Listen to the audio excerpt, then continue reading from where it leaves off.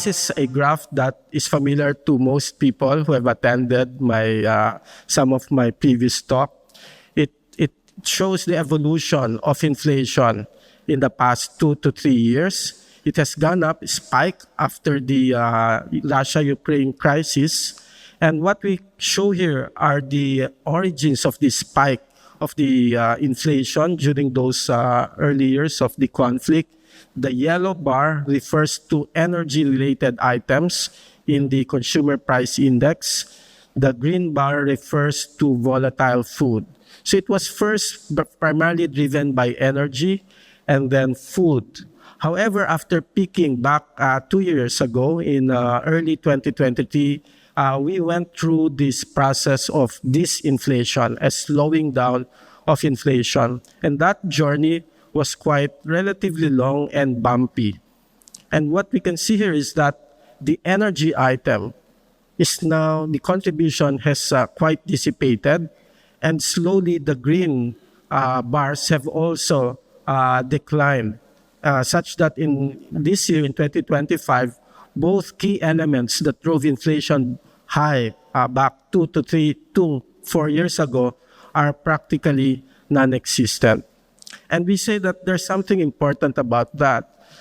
When we look at some of our studies on how inflation expectations are formed, and that's important because it's involved in wage bargaining, in price setting of firms, two things come to mind. It's actually food, particularly rice, and energy, particularly transport.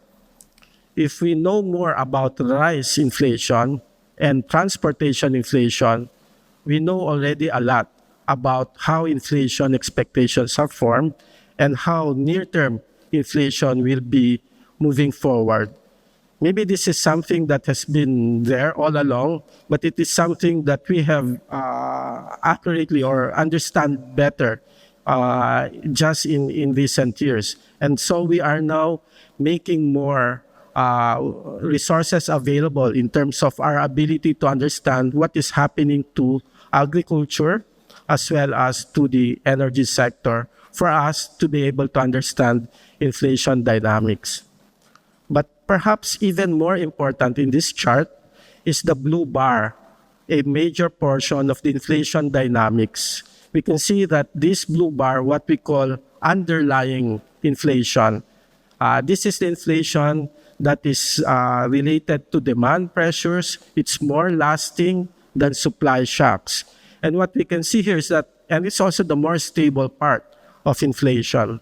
What we can see here is that the core inflation went up during that uptick in the overall inflation, but probably as early as 2024, first quarter of 2024, we can see that the blue bar has gone back to lower range. In fact, it went into the midpoint of our inflation target range of 2 up to 4%.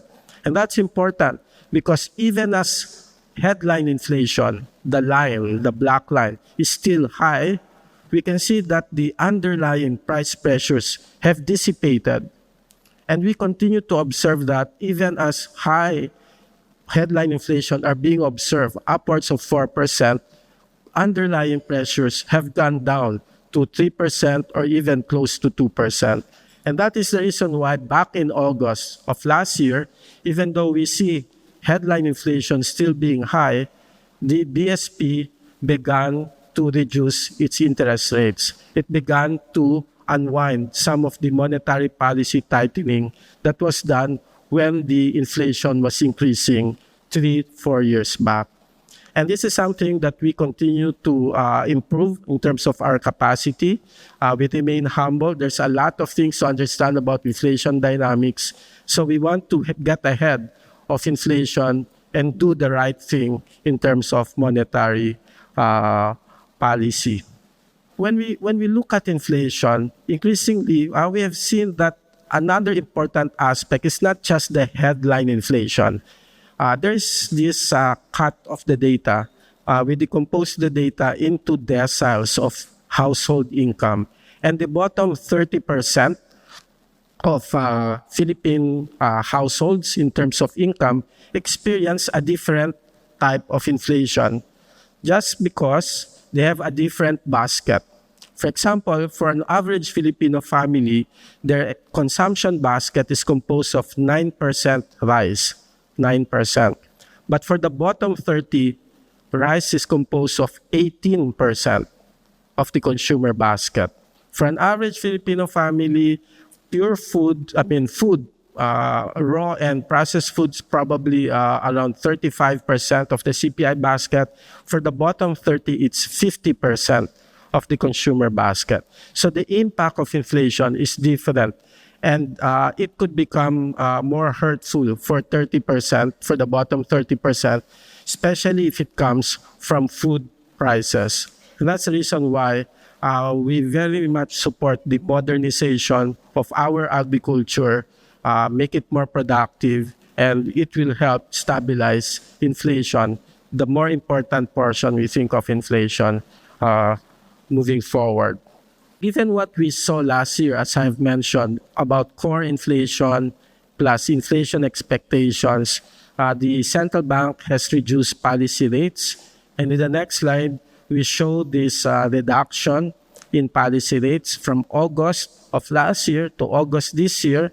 It has come down from 6.5% to 5%. And that is in recognition of the inflation moving back to target in the next 2 years. This year, we think inflation will be below the target. Our target is 3% plus minus 1%. So we think this year it will be below 2%, but next year it will be around 3.4, 3.5% for both 2026 and 2027. And that has driven the past actions of the BSP. But equally important, on the right side of this chart, something that may be of interest to the banking community is the reduction in the reserve requirement ratio. For every 1 peso that we deposit in the banks, it used to be 20 centavos has to be kept as a liquidity reserve of banks for ordinary operations, for withdrawals, unforeseen withdrawals, or loan disbursements of banks. But now we have reduced that to 5%. So that provides them that makes them more efficient in mobilizing the deposits that they're able to raise, and that should improve the efficiency of the banking system. It will grow the banking sector, something that we think is important, an important source of push for financial sector development in the medium term. And for us, our interest is that it will also improve the transmission of our policy adjustments into the banking system and again into the rest of the economy.